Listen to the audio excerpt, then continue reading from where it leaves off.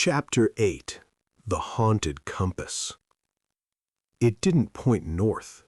It pointed at you. That was the joke Dylan made when he first picked it up. He'd found it just past the Briar Ridge trailhead, half buried in soft mud beside a tree stump. An old compass, brass casing, scratched glass, heavy in the palm. It still worked, but it didn't point north. The needle was precise, steady, confident, but always just a few degrees off where it should be. Dylan checked it against his phone, against the map, even against the sun. Always the same, off by 15 degrees west. "It's haunted," Haley said, smirking. Dylan turned it toward her. "Guess it's pointing at you then." "Lucky me," she muttered, shouldering her pack. They weren't alone. The trip had been planned for weeks. 3 days in the Cascades, deep trail, minimal service, total quiet. Just 5 friends and a whole forest. It was Cameron's idea to follow the compass. Not seriously, not at first. They were supposed to follow the printed map, clearly marked campsites, a known route through forested valleys and high ridges. But then, halfway through the first day, Dylan noticed something strange.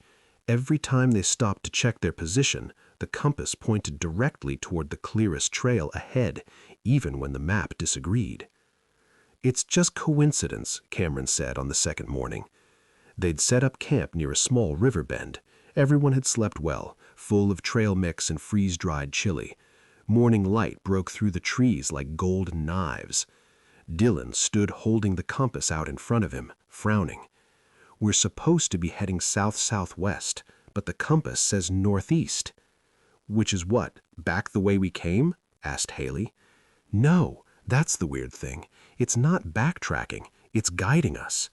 Lark leaned over his shoulder. "Ooh, spooky." Cameron crossed his arms. "Dylan, it's busted. It's a cool antique, but it's not GPS. Let it go." But they didn't let it go, because the trail the compass pointed to looked easier, less overgrown, wide enough to walk side by side, and the map said nothing about it. "Unmarked logging route?" Naya guessed. "It's dry, too. It hasn't rained here in weeks, but everything else is damp." "Like it's been walked recently," Lark added. That was the first time the word lure drifted into someone's mind. No one said it, but it was there. By that evening, the trail had taken them deeper into the forest than expected. It was wide, unnaturally so, the way old fire roads sometimes are, but there were no tire tracks, no broken branches, just compacted soil and silence. Birds still chirped. That was the only thing that reassured them. But when Cameron tried to trace their route on the map, he found nothing. "No trails here," he muttered. "Not even a logging road." "Maybe we're between printed zones," Dylan offered. Nia rolled her eyes. "Come on, there's no way this much open path wouldn't show up." "Maybe it used to," Haley said. "Maybe someone erased it." They camped near a ring of moss-covered boulders. No fire, just flashlights and battery-powered lanterns. After dinner, Dylan pulled the compass out again. The needle still pointed the same direction, deeper into the forest. He tried spinning it, shaking it, holding it upside down. It didn't matter. The needle settled and pointed, like it knew where to go. That night, Lark woke to a sound outside her tent. A click. Not an animal sound. A metallic click, soft and deliberate, like something being wound. She froze, breath caught in her throat. Then another sound. Crunch. Footsteps. 1, 2. Then gone. She sat up slowly and turned on her headlamp. Her breath caught again. The compass sat just outside her tent flap. No one had left it there. She hadn't seen Dylan bring it to bed. And the needle. It pointed straight at her. In the morning, she handed it back without a word. No one asked why she looked pale. No one asked why her boots were already laced, why her sleeping bag was packed tighter than usual. Haley raised an eyebrow at Dylan but didn't press. The trail ahead still looked clean. Too clean.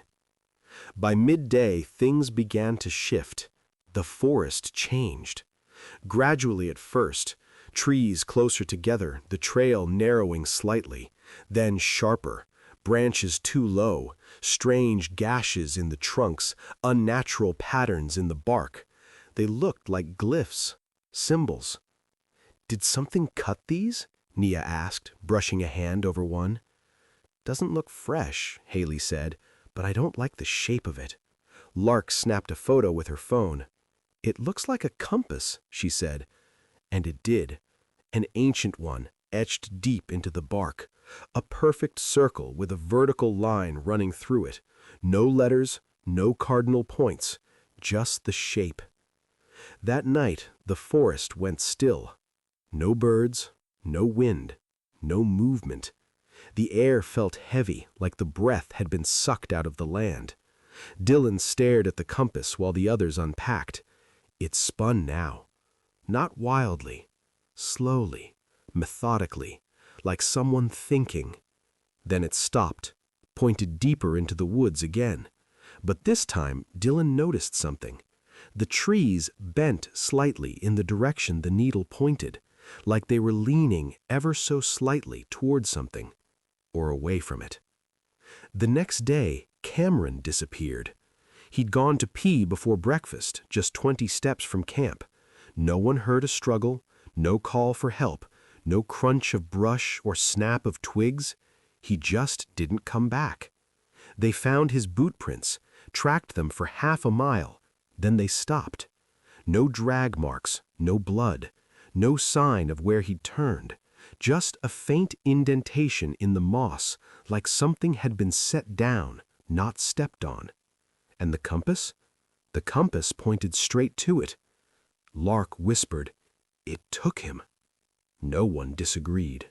They packed fast and followed the compass, not out, but back, trying to retrace their steps. The path looked different now. Narrower, darker.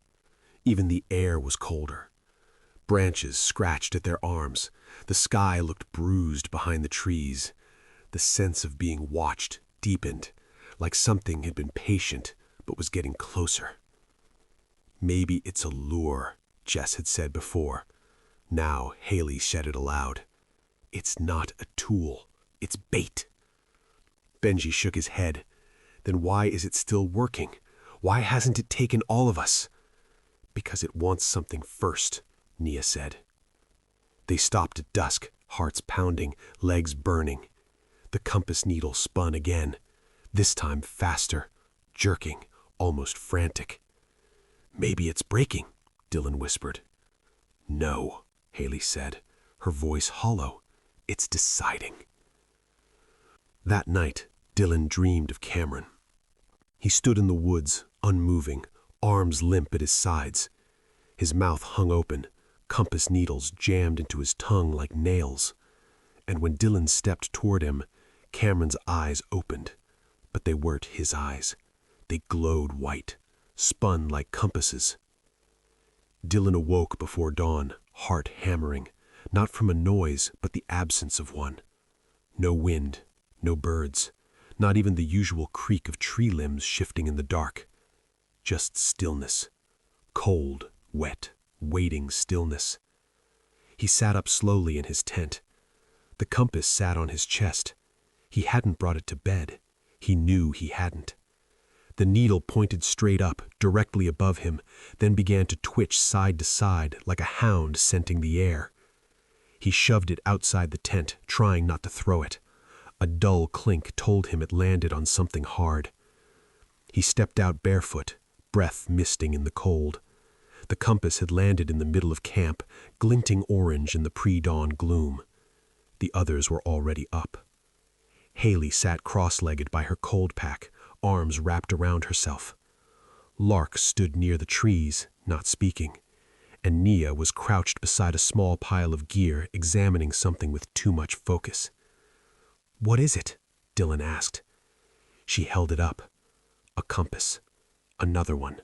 Older, cracked almost in half, buried under a tree root just outside camp. Dylan looked down at the one he'd thrown. The needle inside had stopped spinning. Now it pointed directly at the broken one. "There's more than one," Nia said. "Or it duplicates like spores spreading." Lark walked over slowly. "They're eggs," she whispered. Everyone looked at her. "That's what they are," she said again. "They don't guide you. They hatch into places that want you." Benji stepped from behind a tree, face pale. "I heard something last night." Everyone turned. "I couldn't sleep, so I walked a bit. Not far, just around the tents." He took a shaky breath. "And I heard Cameron." Dylan stood. "Where?" "Out there." Benji pointed north. "He was saying my name, over and over, but what?" Nia asked. Benji's voice cracked. "But it was my voice saying it." They debated for an hour. Leave the trail and follow the compass, or abandon it and head west where the terrain looked more familiar. Lark wanted to bury the compasses. Haley wanted to smash them. Dylan, still clutching the original, said nothing, because deep down he didn't want to let it go. It felt warm in his hand, heavy, alive, like it knew his name, like it needed him. That afternoon, Lark vanished. She was walking 10 feet behind Haley, turned to grab her water bottle from her pack. Gone. No sound, no snap of twigs, nothing but the faint smell of iron and damp moss. Benji shouted her name until his voice cracked. Nia searched for signs of a struggle. Nothing. But when they checked Dylan's compass, the needle had split. One end pointed forward, deeper into the forest. The other, back the way they'd come. Haley stared at it. "It's dividing us." "No," Nia said. "It's multiplying its paths." Dylan pocketed it. "We stick together, no matter what." But already he felt a tug in his chest, a pull, faint and aching like gravity in his ribs. The compass wanted something, and it was getting impatient. That night, the forest breathed. The trees didn't move, but the spaces between them seemed to expand and contract. The darkness pulsed, and the fire wouldn't stay lit.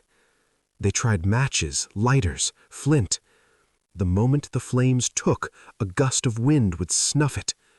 But the compass still glowed, not brightly, just enough to see the faint pulse of the needle moving to a rhythm, a heartbeat, or footsteps. Haley sat closest to Dylan. Her voice was hoarse. "It's not showing a direction anymore." "No," Dylan said. "It's tracking movement. Ours." At 2:13 a.m., Benji started screaming. Dylan shot upright, flashlight in hand, and ran toward the sound. He found Benji outside his tent, shirt torn, bleeding from his shoulder. Claw marks. 3 deep gouges, not quite human. Benji's pupils were wide, wild. "It was her," he shouted. "It was Lark, but she was wrong. Her face, it was twisting." "She's gone, Benji," Haley said firmly, wrapping his arm. "She said she's not lost," he gasped. "She said we are." Then he fainted. The next morning, the compass needle pointed straight down. Nia dug. 2 feet. 3. At 4 feet, she hit something hard. A leather satchel, rotted and sealed with rusted clasps. Inside, bones, small ones, and a journal. Pages stuck together, stained and blackened with time. But one entry stood out, scrawled in dark ink. "The compass says this way, but the way turns against itself. The trees remember. They do not forgive." I watched him walk in front of me, then behind, then beside me, all at once. It speaks when you sleep. It only stops when you die. They buried the bones, not out of kindness, but fear. Naya wrapped the satchel in moss and shoved it into the pit. She tried to say a prayer, but the words came out hollow. Haley sat against a tree, staring into nothing. Benji hadn't woken up since his collapse. His wound pulsed with blackness, not rot, something deeper, spreading beneath the skin like ink in water. Jess said nothing, because there was nothing left to say. At dusk, the forest opened. They stepped into a clearing they hadn't seen before, wide, circular, with a sky overhead bruised purple and orange. In the center, a stone pillar, half buried, and surrounding it, compasses, dozens, no, hundreds, all half buried in the earth, all pointing at the pillar. The closer they got, the louder the humming became, low, bone-rattling, like stone grinding on stone. And in the center of the pillar, set deep in the stone, a compass, still spinning. Naya backed away. "We leave, now, we don't touch it." Haley nodded. Dylan didn't move.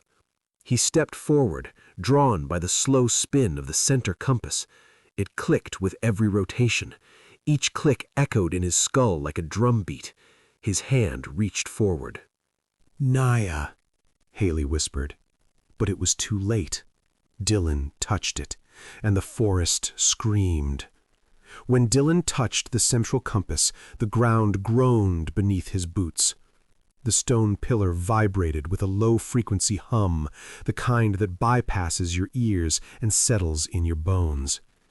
His fingers locked in place, unable to let go. He wasn't holding it was holding him. The spinning needle slowed. Then it stopped, dead center, pointing into the woods behind them, where they'd come from, where Cameron and Lark had disappeared, where the others waited. "Naya!" Dylan screamed, trying to pull him away. The moment her hand touched his shoulder, a shock hit her like lightning. She flew backward, slamming into a tree trunk with a crack. Haley rushed to her, crouched low. "You okay?" Naya blinked, dazed, but nodded. "Don't touch him." Benji groaned behind them, stirring for the first time in hours. The gashes on his shoulder were leaking something darker than blood, black fluid, thick as tar. "Don't let him," he mumbled. But Dylan wasn't moving anymore. His lips were moving, his voice barely audible, repeating one word over and over. "A line, a line, a line." Then the compasses buried around the pillar rose, all of them, dozens, hundreds. They shook loose from the dirt and lifted a few inches into the air, trembling like iron filings around a magnet. Then they pointed, not at the pillar, not at the cardinal directions, at each other. "Shut it down!" Naya shouted. "Smash the compass! Pull him away!" Haley stepped toward Dylan, her hands shaking. "Dylan, listen to me! You have to let go!" His eyes snapped open, but they weren't his. They were empty sockets, black voids. From them, a thin wisp of needle-sharp light flickered, spinning like a vortex. "Aligned," he said, in a voice made of broken metal. Then everything went still. The forest let out a single, deafening snap, like a giant branch breaking in the sky. The trees began to bend inward, groaning as if forced into submission. And from all sides, the lost returned. Cameron walked from the tree line, then Lark. Dozens followed. More than the group had started with. People from other times, other stories. Their bodies gaunt, translucent, their movements glitching, stuttering like broken film. Their faces flickered like light behind water. They didn't speak. They pointed, every one of them, at Dylan, at the pillar, and the compasses that had risen from the earth, they began spinning again, faster, faster. Benji sat up, his eyes wild, froth at the corner of his mouth. "I hear it," he gasped. "It's like a clock. It's counting down." "To what?" Haley asked. "To where?" he said. Then he clutched his chest and screamed. Veins burst under his skin, black and spidery. His bones cracked audibly. "Get it out of me," he shrieked. Then his eyes rolled back and he collapsed, dead. No time to check his pulse, no time for grief. The pillar cracked. The central compass exploded in a flash of molten brass, showering them in sparks. And Dylan collapsed beside it, steaming, unconscious, but alive. Haley grabbed him. This time, no shock. He was free, but changed. They ran, Dylan barely able to move, supported on either side by Haley and Nia. Behind them, the lost souls began pursuit, not sprinting, not lunging, but walking in a perfectly synchronized line, eyes locked on their prey. The forest warped around them, trees rearranged, trailheads vanishing, moss shifting colors under their feet. Every time Nia looked back, the ghosts were closer. Every time Dylan spoke, a compass somewhere snapped in half, and still he mumbled, "A line, a line, a line." They reached a ridge just as the sun vanished, like someone had flipped a switch. Below them, a black ravine, deep and narrow. A narrow footbridge stretched across. "I remember this," Haley gasped. "It was on the original trail." "Then go," Nia shouted, dragging Dylan behind her. Halfway across, Haley felt the wood tremble. She looked back. Lark stood at the edge of the bridge, not as a ghost, not flickering, real, solid. Her hair was matted with moss, her arms striped with fresh cuts, and her mouth hung open, empty, as she whispered, "Come back." The bridge snapped. Haley barely caught herself, scrabbling onto the other side. Nia wasn't so lucky. A board gave way under her boots and she plunged downward, still holding Dylan. They vanished into blackness. "Nia!" Haley screamed, falling to her knees. The chasm echoed once. Then, silence. Not even a splash, just gone. She stood at the edge for too long. The ghosts didn't follow. They stopped at the broken bridge, heads cocked as if confused. Only Lark crossed. She walked across thin air, feet never touching wood or stone. Her eyes were blank, but her voice was filled with clarity. "He belongs to us." Haley pulled her knife. "Then come take him." Lark smiled. The fight was fast, brutal. Lark moved like water, limbs fluid but deliberate. Haley caught her under the ribs with the knife, only to find no resistance, like slicing fog. Lark pressed her forehead against Haley's and whispered, "You already followed it. You're already part of it." Then she vanished, gone with the mist, and the compasses stopped spinning. Haley didn't remember walking, just cold, endless cold, and then a trailhead, the original one, her car parked where they left it, covered in pollen and pine dust. She looked back. No forest, no bridge, no Dylan, no Nia, just a clearing and something glinting at her feet. She bent and picked it up. A compass. Not the one Dylan found. This one was new. Its brass casing still warm, its glass flawless, and it pointed not north, but inward. 1 month later. The ranger's voice was casual, almost cheerful. "Another missing person?" Haley nodded. She was pale, thinner, still wearing the same boots. "Yeah, I think he went off trail. I found his camp, but no sign of him." The ranger frowned. "That's the third this summer." Haley smiled faintly and pulled a worn compass from her coat pocket. "I'll help look," she said. "I have a good sense of direction." The ranger didn't notice the needle, didn't see that it spun ever so slightly toward him. Thank you for listening to this story. Your support means a lot and helps keep these tales coming. If you enjoyed it, please take a moment to subscribe and follow for more dark and immersive stories just like this one. New horrors await. Don't miss what's coming next.